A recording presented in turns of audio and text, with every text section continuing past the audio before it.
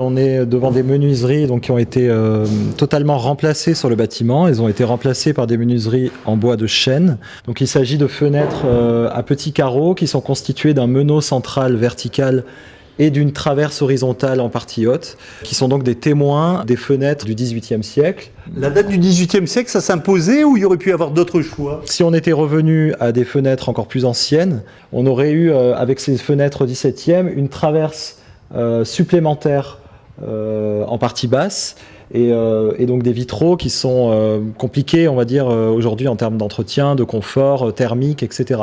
Donc on a fait le choix de venir dans une restauration ancienne, celle du XVIIIe, mais qui nous permettait à la fois donc, de retrouver l'histoire de ces menuiseries et d'être en cohérence avec le bâtiment, mais également de répondre à des attentes actuelles, on va dire, de confort, à la fois visuel et thermique. Mais à la fois, on a cette richesse des menuiseries du patrimoine, puisqu'on a un verre qui est dit étiré, qui est donc pas un verre classique, qui est un verre qui est légèrement bullé et qui produit des reflets, des effets esthétiques intéressants.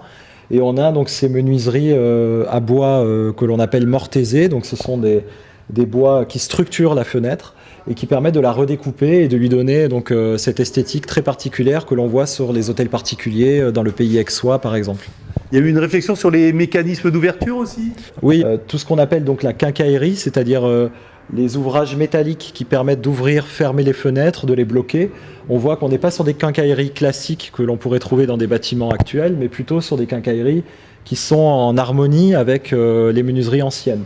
Et puis pratique, puisque par exemple dans cette salle, on va devoir faire des projections. Donc on va devoir faire le noir, ce qu'on appelle faire le noir, c'est-à-dire fermer les ouvertures, les occulter. Et plutôt que de travailler avec des occultants contemporains, donc des toiles, des stores, etc., qui sont pas forcément en cohérence avec les menuiseries, on a choisi de faire réaliser par l'entreprise des volets intérieurs, ce qu'on appelle des volets intérieurs en bois, qui sont donc parfaitement adaptés aux menuiseries et qui répondent à la fois à des critères esthétiques, des critères de transmission des savoirs et des critères donc d'usage, puisqu'il est demandé donc de fermer cette pièce.